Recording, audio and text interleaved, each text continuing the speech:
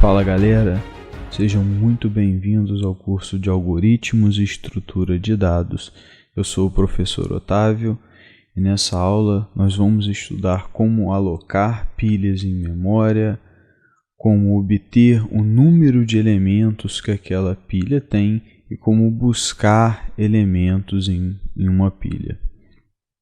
Bom, para criar uma pilha em memória, alocar essa pilha em memória, a gente vai ter que alocar um vetor de elementos, um vetor de posições para poder encaixar os elementos dessa pilha, e vamos também determinar aí uma informação que diga qual a posição onde está o elemento do topo da nossa lista.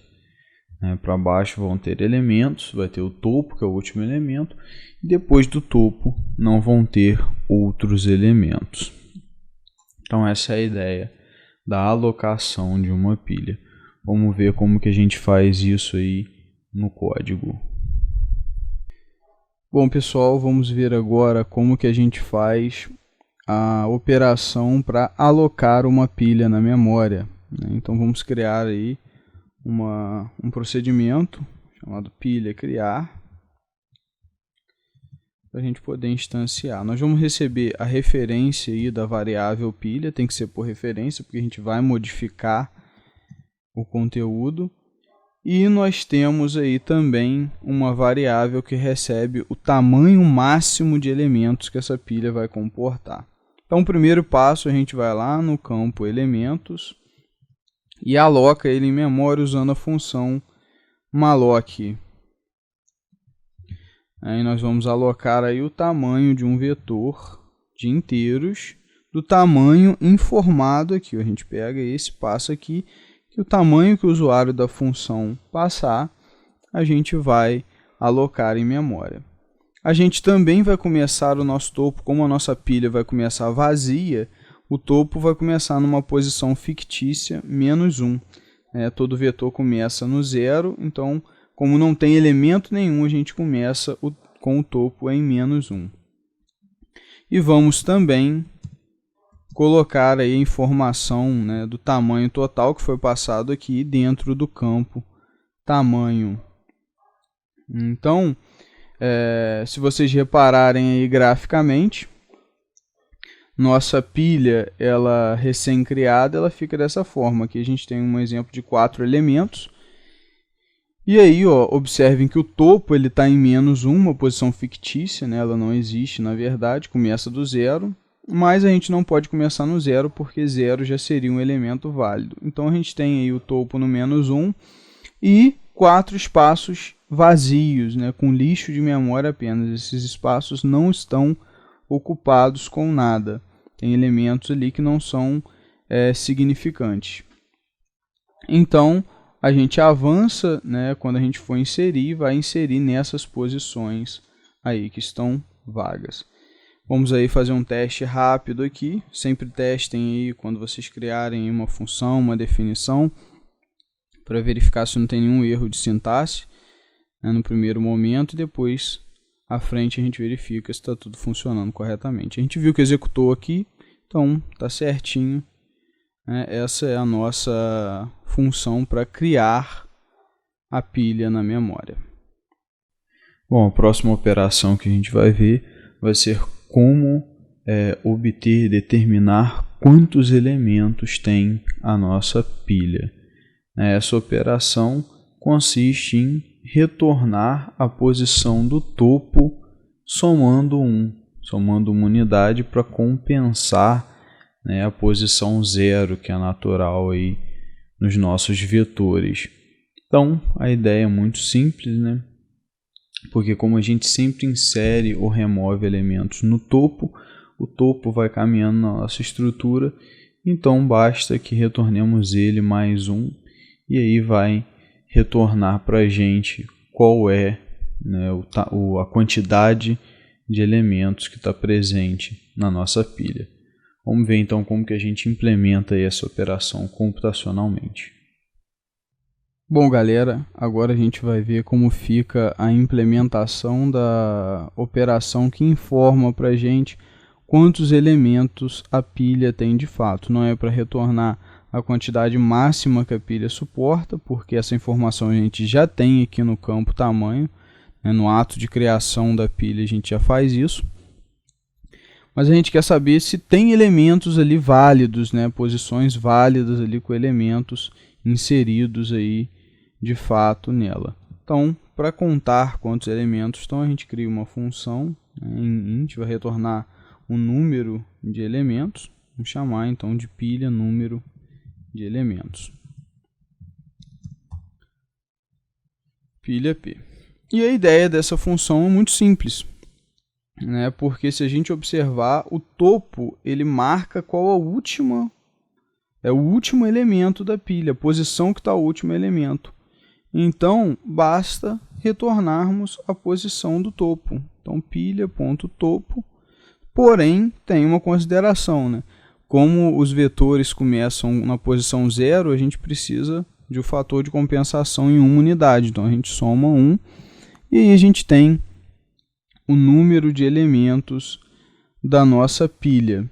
Se a gente observar aí graficamente, a gente vai ver o exemplo aí onde temos aí 4 posições na nossa pilha e só temos 3 elementos, né? Por quê? Só os elementos 28, 78 e 21 que está no topo é o último elemento e o 87 é um lixo de memória, ele está fora da pilha, ele está numa posição que não é considerada, porque o topo da pilha é o fim. Então, se a gente observar, ó, a posição que o topo está é 2. Mas ele tem 3 elementos por conta da posição 0. Então, o que a gente faz? A gente pega sempre a posição do topo e soma 1. E aí a gente sempre vai ter a quantidade, né, de elementos. Então, 2 mais 1, 3. Então, nós temos 3 elementos nessa pilha. Vamos fazer o teste rapidinho aqui do código, né, para ver se não erramos nenhuma sintaxe. Sempre façam aí, ó, executou direitinho, então não temos erros aí na sintaxe. E essa então é a nossa função para levantar um número de elementos. E a última operação que a gente vai ver nessa aula é a operação para buscar um elemento, né, determinar em que posição um dado elemento está na nossa pilha. Vale lembrar que ele pode ou não estar, né? Se ele não estiver, não for encontrado, a gente vai retornar aí uma flag informando que aquele elemento não está. Mas o funcionamento básico dessa operação é: vamos percorrer elemento a elemento até o topo e, caso encontrar, a gente retorna a posição daquele elemento. Caso não, a gente retorna então a informação dizendo que o elemento procurado não se encontra na pilha. Vamos então implementar essa operação computacionalmente. Vamos agora ver aí como fica a implementação da função que informa para a gente qual a posição de um determinado elemento que a gente estiver procurando. Então, como a gente vai retornar a posição, a gente declara aqui int pilha posição do elemento. E declaramos aqui, ó, int elemento, que é o elemento que vai ser procurado, e a pilha que vai ser passado, ou seja, nós vamos procurar esse elemento nessa pilha que vai ser passada aqui, por parâmetro. Não precisamos passar por referência, porque a gente não vai modificar nada, né? Nem aqui e nem nessa outra função, por exemplo, a gente não vai modificar nada, então a gente não recebe aí referência via ponteiro. Bom, vou declarar aqui um contador de loop e também uma variável para armazenar um número de elementos. O número de elementos, para fazer essa contagem, a gente já tem essa função que a gente criou, né? Acabamos de criar, então vamos usá-la. O número de elementos é igual a pilha número de elementos. E aí a gente passa a pilha que a gente recebeu aqui. A gente pega essa pilha e já passa ela para essa função. Ela vai dar para a gente o número de elementos. E aí a gente vai percorrer num loop, né, todos os elementos que existem nessa pilha. Nós vamos de 0 até o número de elementos que a gente acabou de levantar. E aí, reparem que a gente só vai até o número de elementos, a gente não vai verificar a frente. Na prática, a gente só vai percorrer até o topo, porque para frente tem lixo de memória, então o elemento não vai estar ali, porque ali não tem elementos válidos.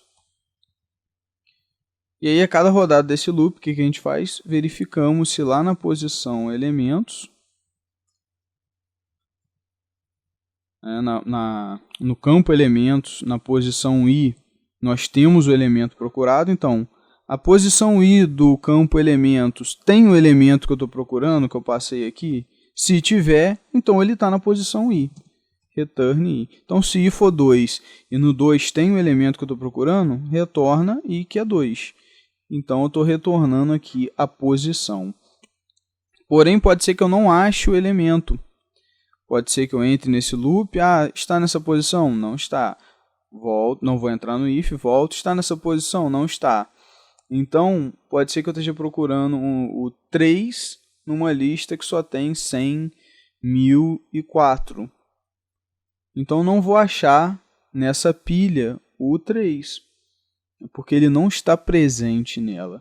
Então, nesses casos, quando a gente já rodou todas as posições e não achou, o que a gente faz? A gente retorna uma flag, uma constante, dizendo, ó, elemento não existente.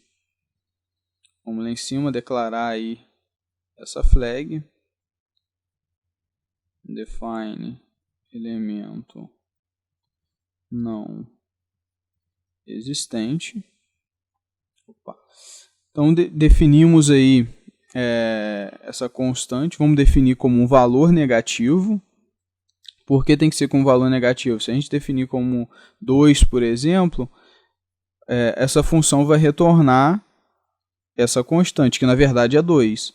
Então, a gente vai se perguntar, pô, será que o elemento foi encontrado na posição 2 ou ele não é existente? Porque tanto não existente é 2 e existe a posição 2 também.